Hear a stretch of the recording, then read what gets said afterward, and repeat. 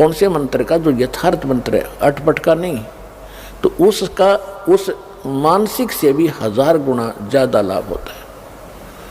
तो जो श्वास का सेवन, यथार्थ मंत्र जो श्वास का आपको दिया गया अधिकारी से प्राप्त हो, यानी कोई भी वस्तु है, कोई भी काम है, मर्यादा से चलता है। परमात्मा ने भी अपनी मर्यादा बना के छोड़ दी है कि छोटा सा बच्चा गर्भ में होता है, फिर वो बाहर आता है, समय पर बाहर आता है तो माँ के स्तन में दूध पहुँच जाता है पहले ही, क्योंकि उसके दांत नहीं होते। फिर समय युवा होता है इतने समय में, फिर इतने समय में फिर मरता है। ये मर्यादा भगवान ने बना रखी है। इसी प्रकार इस भक्ति की भी मर्यादा, इसमें इधर उधर होने से लाभ नहीं होगा बिल्कुल भी। तो क्या बताया भगवान ने कि परम संत से लेने के बाद जो एक श्वास का जाप आप करोगे उसको और मर्यादा में रहोगे तो आपकी इतनी पूंजी भक्ति की इकट्ठी हो जाएगी। अब ये समझ लो कि जैसे एक तो पैदल चले, पैदल जाने में आगे समुद्र आ गया, बाधा बन गई। समुद्र जहाँ तक देखते जल ही जल है, जल ही जल है, वापस आ जाता है कि आगे धरती खत्म। तो इसी प्रकार इन ऋषि महर्षियों ने जो अपनी पैदल यात्राएं की, अपने अभ्यास से जो मंत्र ये करते थे तो त्रिकुटी पर जाकर वापस हो लेते थे कि इसका आगे कुछ है ही नहीं। त्रिकुटी का कोई स्थान नहीं, इससे आगे बहुत ज़्यादा वस्तु है। तो इस प्रकार जहाज में बैठ कर जावे, समुद्र को भी पार कर जावे, यथा स्थान पर पहुंच जाता है। तो इस प्रकार ये साधना जो दास आपको देगा, ये ऐसी साधना है, ऐसा ये ज्ञान बन जाएगा, इन सब के ऊपर के पार करता हुआ सतलोक आपको जा छोड़ेगा।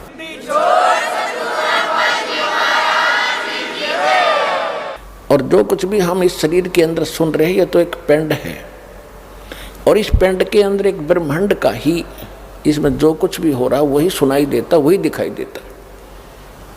जो इसके अंदर हमें धुन सुनती हैं, जैसे विशेषकर राधा स्वामी वाले तो इसी पर जोर दे रखा है कि अंदर कान दाब करके देखो, देखो अंदर घंटियाँ बज रही हैं, इसमें मुरली की आवाज़ आती है, बांसुरी की आती है, वो सुनते हैं, नगाड़े बज रहे हैं, बादल की गर्जना सुन रही है। ये तो इस एक ब्रह्मांड काल का ही साजबाज है। ये इससे बाहर है, वो ऊपर सतलोक से वो अलग आती है वो धुन, और केवल उसी को सुनेगी वो धुन जो सतनाम और सार नाम का जाप करेगा। बाकी अन्य को जो सुनती है वो इस काल की सुनती है। इस शरीर के अंदर जो भी सुन रही काल की ही सुन रही है, और वो परमात्मा की धुन इनसे हटकर होगी। लेकिन उस धुन के सुनने से कोई प्रयोजन सिद्ध नहीं होगा आपका। आपका सिद्ध होगा मंत्र जाप करके, जो दास कहे ऐसे करते रहो। यहाँ से आप स्वयं नहीं जा सकते। इस भक्ति की कमाई जब आपकी हो जाएगी तभी आपको यहाँ से ले जाया जाएगा। आपकी मर्यादा सही होगी, आपकी यहाँ से आस्था हट जाएगी, तो परमात्मा आपको विमान में बैठाएंगे और इस दास के रूप में साथ बैठेंगे। हजारों हजारों की संख्या में इकट्ठे जाओगे यहाँ से, हजारों की संख्या में वो दिन आएगा।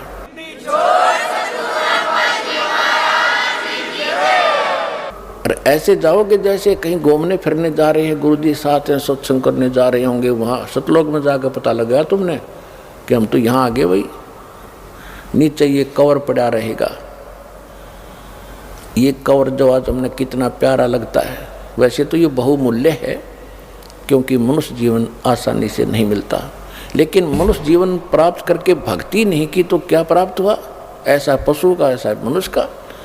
तो इस मनुष्य शरीर को तो ऐसा समझना, भक्ति करने के बाद इससे हमारा प्रयोजन पूरा हो गया।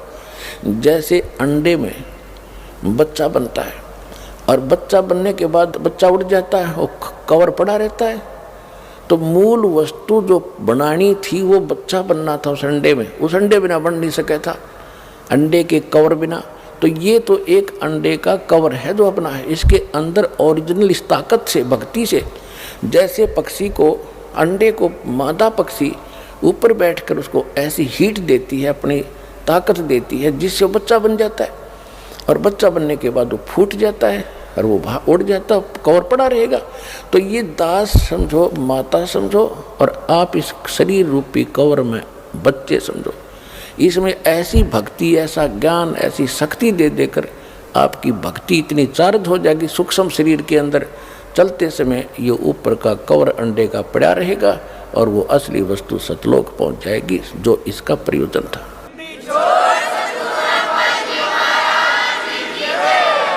इसके विषय में सूक्ष्म वेद में गरीबदास साहिब जी ने कहा है, देह गिरी तो क्या हुआ, ये झूठी सब है पटीट, पक्षी उड़ गया आकाश को और चलते कर गया बीट।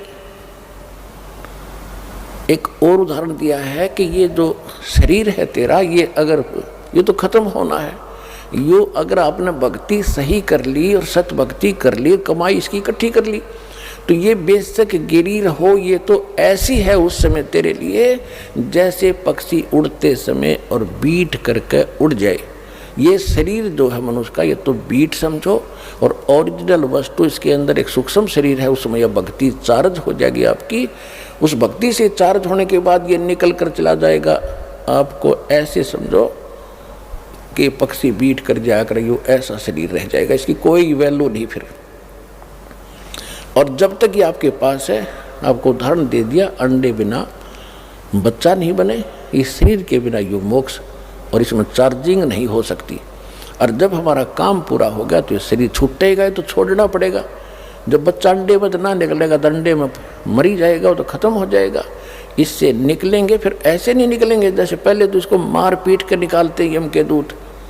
और इस भक्ति की ताकत से आप 1 सेकंड में बाहर पाओगे इससे, और परमात्मा के विमान में और सतलोक जा रहे होगे। तो ये इतनी ताकत देगा आपको ये सतनाम। तो उसके बारे में जैसे हम आपको बहुत सी मर्यादा बताते हैं कि आपने ये त्यौहार आता है होली, इसके अंदर कुछ भी सहयोग नहीं देना है, पार्टिसिपेट नहीं करना है ना इस पर, क्योंकि हम ये देखो पुण्यात्माओं, इस ज्ञान से आपका मन हटेगा इन बकवादों से। एक भक्त बता रहा था कि हमने 10 वर्ष तक कोई त्यौहार मना कर नहीं देखा। हमारा एक परिवार है, चाचे ताऊओं का 10-12 घर हैं, 3-4 घर हैं, उनमें 10 मौत होगी, एक वर्ष में 2 हो जाती, कई मौत होगी।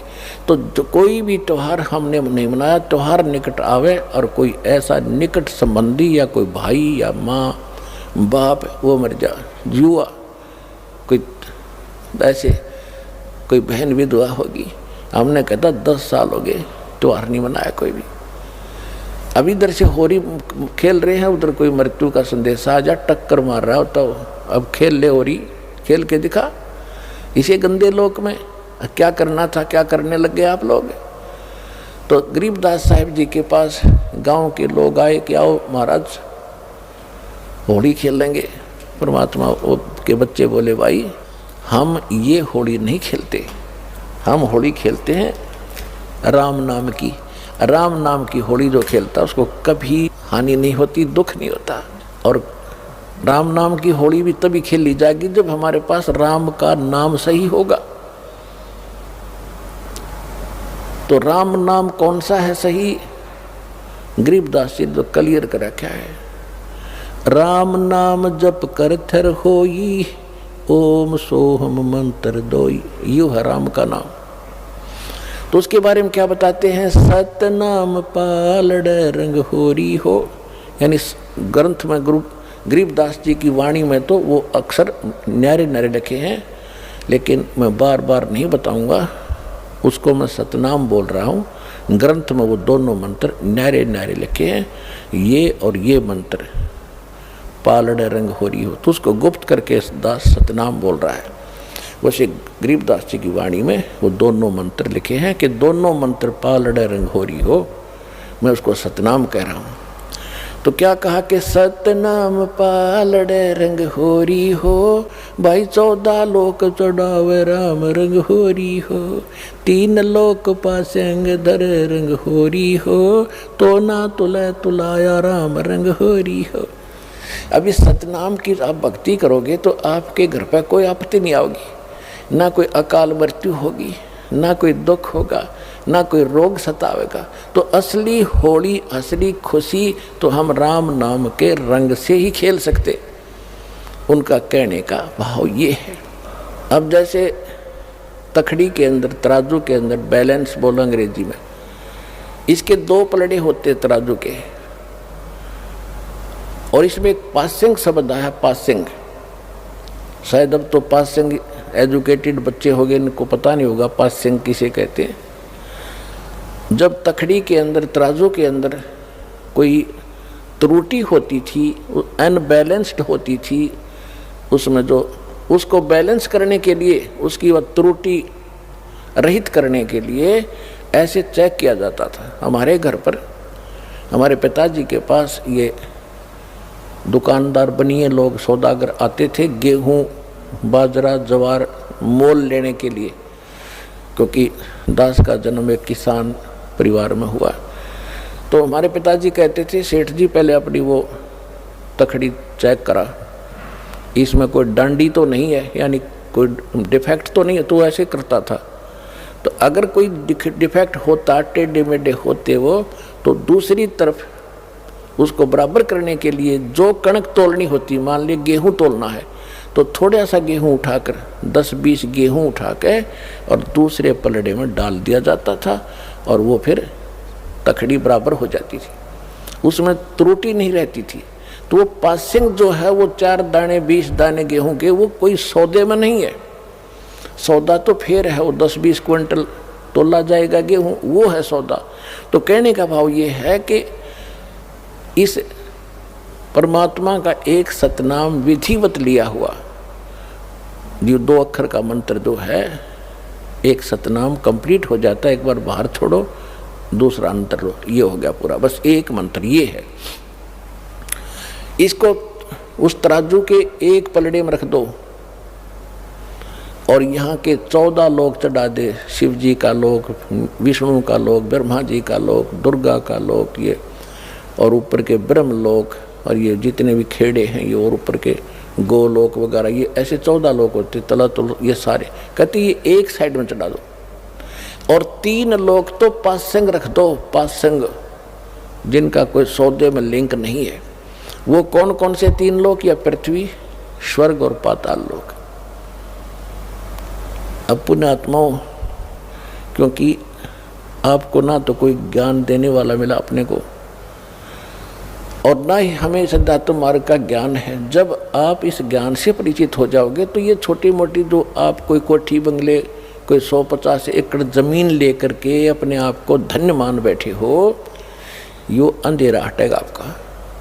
अब कोई एमएलए बन जाता है, कोई सरपंच बन जाता है, बस पूछो मत, न फूला नहीं समाता, सरपंच बन गया, चेयरमैन बन जाता है, एमएलए बन जाता है, एक मंत्री, प्रधान, मुख्यमंत्री बन जाता छोटे से स्टेट का, तो उसकी खुशी का कोई ठिकाना नहीं होता। ये बच्चों के खिलौने लगेंगे आपको, जैसे बच्चे अनजान खेल रहे हो गुड़िया के साथ।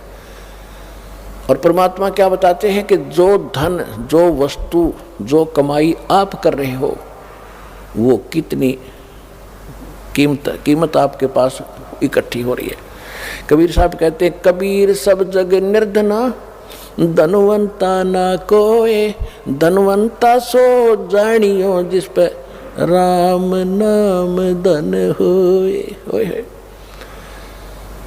परमात्मा कहते सारा संसार निर्धन है, चाहे सारी पृथ्वी का शासक हो और चाहे इंद्र की गद्दी प्राप्त हो, देवताओं का भी राजा हो, मृत्यु के उपरांत उसके पास कुछ नहीं होगा, और आपके पास इतना धन होगा कि आपके लिए ये 3 लोक भी पासिंग होंगे, इनकी यूजलेस, 3 पूरी पृथ्वी भी यूजलेस आपके लिए। आपको ऐसा स्थान, ऐसा धन, ऐसी वस्तु वहां मिलेगी जाकर के।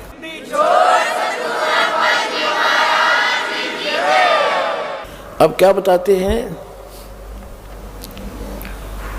कोई मंत्री बन जाता है, प्रधानमंत्री बन जाता है, सब समझता मैंने अपने जीवन को सफल कर लिया। और जब वो अध्यात्म ज्ञान से परिचित हो गए, और आप तो हो ही लिए, तब आपको पता चलेगा इसने तो अपना जीवन नाश कर लिया, खाक सफल कर लिया मनुष्य जीवन को।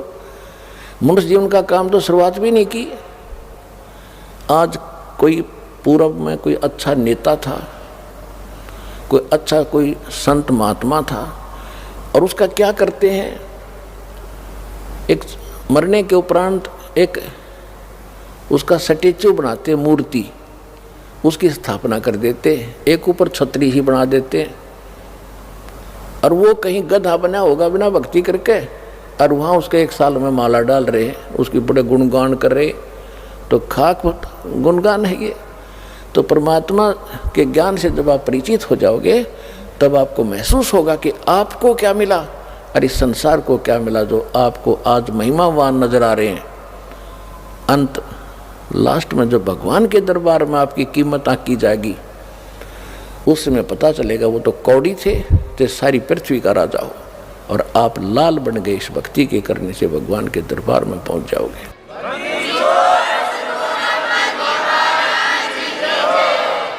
अब क्या बता रहे हैं कि सतनाम पालड़ रंग होरी हो, एक मंत्र और 14 लोक चढ़ावे राम रंग होरी हो, और 3 लोक पृथ्वी स्वर्ग और पाताल। ये तो सौदे में नहीं, हमारे में इसको तो पासिंग रखे, ये तो यूजलेस जैसे वो 4 दाने रखे थे। तो ना तुले तुलाया राम रंग होरी हो। इस सतनाम की इतनी ताकत, इतनी कीमत है कि ये पलड़ा फिर भी नहीं उठेगा, 14 लोग भी धर दे और 3 लोग पासिंग रख दे। तो वो मंत्र अब आपको प्राप्त हुआ है, ये 2 अक्षर का नाम है। तो आप देखिएगा कि आप कितनी भक्ति कर रहे हो, और इस आप इतनी भक्ति करते करते भी आपको कितना समय लगेगा। जैसे बैटरी आपके फ़ोन मोबाइल की, और ये डाउन हो जाती है, डिस्चार्ज हो जाती है, जब चार्जर पर लगाते हैं 1 घंटा लगी रहती है, जब जाके चार्ज होता है कि बिल्कुल ख़त्म हो चुकी थी। तो आपकी भक्ति इतनी कमज़ोर हो गई थी, आपकी आत्मा इतनी डिस्चार्ज हो ली थी कि ये सिमरन और ये भक्ति और दान धर्म आप आजीवन करते रहोगे, तब जा कर के आप चार्ज होगे और ऊपर जान जोगे होगे। तो इसे सदा कि जब आप ऊपर से आए थे तो कितने आपके पास भक्ति धन था, उसको इस काल ने लूट लिया आपका। सबसे पहले इसने स्वर्ग बनाए, महास्वर्ग बनाया, और वहाँ इसने रेस्टोरेंट बना रखे।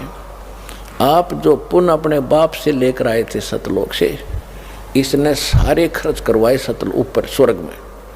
जब आपको लूट लिया उस रेस्टोरेंट में, आपके 10% किसी पर 25% ये कमीशन लेता है उन स्वर्ग में, और बाकी जो खाना पीना आपको देता है उसका मनमाने रेट लगाता है। आपको वहाँ बकवाद करने के लिए अपने उर्वशियाँ छोड़ रखी हैं और विमान दे रखे, कहीं सैर सपटे करो, खर्च आपके पुण्य हो रहे होते। जब आप वहाँ कति कंडम हो जाते हो, खाली हो जाते हो, तब आपको पृथ्वी पर पटक देता है। फिर परमात्मा ने विधान दे रखा है, इसने जो इनकम्प्लीट आपको दे रखा है वेद, इसके शास्त्र अनुकूल साधना करोगे तो आप फिर चार्ज हो जाओगे। शास्त्र विधि को त्याग कर जो मनमाना आचरण करते हैं, श्रीमद् भगवद गीता अध्याय नंबर 16 के श्लोक नंबर 23 और 24 में स्पष्ट है कि शास्त्र विधि को त्याग कर जो मनमानी पूजा करते हैं, मनमाना आचरण करते हैं, मनमाने नाम जाप करते हैं, उनको न तो सुख होता है, न उनकी गति होती है, न कोई सिद्धि प्राप्त होती है, यूजलेस। फिर स्पष्ट ये भी किया कि अर्जुन, इससे तेरे लिए कर्तव्य और अकर्तव्य की अवस्था में कौन सी साधना करनी चाहिए, कौन सी ना करनी चाहिए, उसके लिए ग्रंथ ही प्रमाण है। सदग्रंथों को छोड़कर किसी और साधना को मत करना। तो शास्त्र विधि को त्याग कर जो मनमाना आचरण करते हैं उनको कोई लाभ नहीं होना। तो इसी प्रकार जो अन्य साधना लोग करते हैं उनसे तो कोई लाभ होना ही नहीं था, और शास्त्र अनुकूल साधना आपको अप्राप्त हुई है, इससे आपका मोक्ष होगा। तो जब तक शास्त्र विधि रहित हम साधना करते रहे तो हम ऐसे ही, जैसे यहाँ आकर काल ने पटक दिया आपको। यहाँ फिर वेदों को सबसे पहले वेद उत्तम माने गए थे, और वेदों में केवल ओम नाम है, महिमा पूरे परमात्मा की है। और कबीर साहब ने बताया था कि वेद मेरा भेद है, मैं ना वेदन के माही, और जौन वेद से मैं मिलूं। ये वेद जानते नहीं। चारों वेद परमात्मा ने कहा था कि मेरी महिमा का ही गुणगान करते हैं, लेकिन इन वेदों में जो चार तुम्हारे पास कांट छांट करके प्राप्त हैं, इनमें मेरे पाने की वो कंप्लीट कोर्स नहीं है, वो ओम तत्सत मंत्र नहीं है इसमें, और उसके बिना परमात्मा नहीं मिल सकते। तो इसने क्या किया, नीचे छोड़ दिया आपको। यहाँ ये वेद आपके पास उपलब्ध थे, इनमें से ओम नाम इन ऋषियों ने अपने आप सेलेक्ट कर लिया कि ये ब्रह्म का है और ब्रह्म सुप्रीम पावर है। इनने अपनी सोच से ये अंतिम मान लिया। अब ओम का जाप ब्रह्म का है। श्रीमद् देवी भागवत देवी पुराण के अंदर लिखा है 7वें स्कंद में 562 पृष्ठ पे, गीता प्रेस गोरखपुर से प्रकाशित सचित्र मोटा टाइप में, उसमें लिखा है देवी जी हिमालय को बता रही है, हिमालय राजा को ज्ञान बता रही है अध्यात्म का, ब्रह्म के बारे में जानकारी दे रही है कि ब्रह्म जो है ओम नाम है उसका, ओम नाम का जाप कर ब्रह्म को पाने का उद्देश्य रख, इसमें कल्याण हो जाएगा और वो ब्रह्मलोक में रहता है। गीता जी अध्याय नंबर 8 के श्लोक नंबर 16 में कहा कि ब्रह्मलोक में गए हुए प्राणी भी जन्म मृत्यु में होते हैं। ओम नाम ब्रह्म का है। गीता अध्याय नंबर 8 के श्लोक नंबर 13 में ये खुद कहता है ब्रह्म जो ज्ञान दे रहा है श्री कृष्ण में प्रवेश करके ये काल, ये कहता ओम इति एकाक्षरम ब्रह्म व्यवहारण माम अनुस्मरण ये प्रयाति तदन देहम सयाति परमाम गति। मुझ ब्रह्म का एक ओम मंत्र है और इसका अंतिम सांस तक जो नाम जाप करता हुआ शरीर छोड़कर जाता है तो ओम से मिलने वाली जो परम गति है वो प्राप्त होती है। तो ओम से कौन सी गति होती है, ब्रह्मलोक प्राप्ति होती है।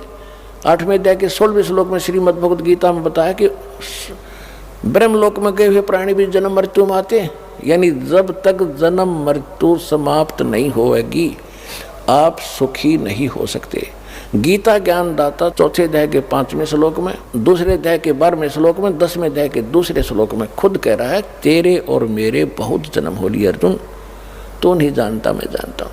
इसलिए 18वें अध्याय के 62वें श्लोक में कहा कि तू सर्वभाव से उस परमेश्वर की शरण में जा, उसकी कृपा से तू परम शांति को और सनातन परम धाम को प्राप्त होगा। परम शांति कब होगी और सनातन धाम कौन सा, जो कभी नष्ट नहीं होता और जहाँ गए हुए प्राणी कभी लौट कर संसार में नहीं आते।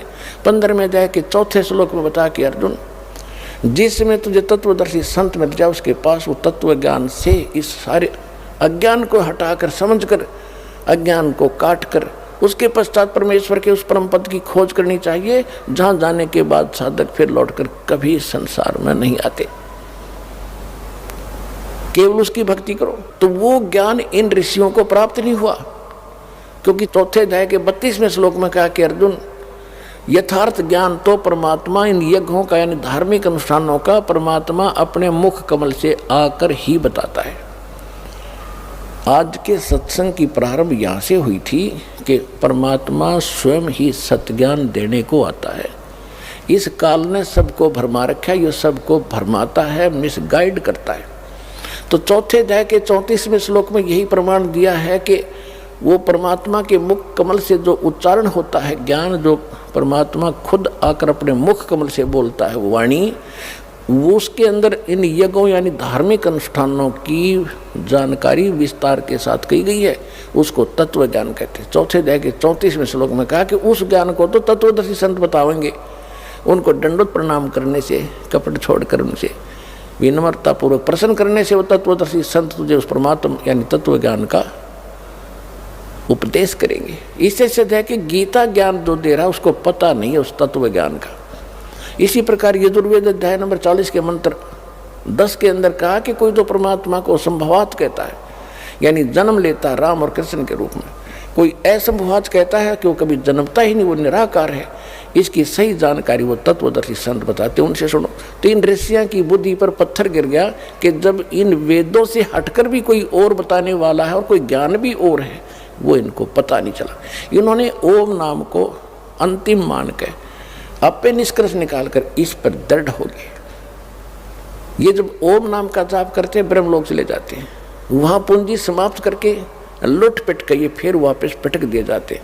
इसके दौरान जो पाप होते हैं वो पाप भी भोगने पड़ते हैं, यहाँ सभी कर्म आपको भोगने पड़ते हैं, पुण्य भी और पाप भी। केवल एक सत साधना जो दास आपको बताता है इस पृथ्वी पर और है नहीं, और ये गॉड गिवन है, परमात्मा कबीर जी की दी हुई है। इससे आपके पहले के पाप भी नाश होंगे, वर्तमान के भी नाश होंगे, और फिर आप सतलोक चले जाओगे, आपका पूर्ण मोक्ष होगा।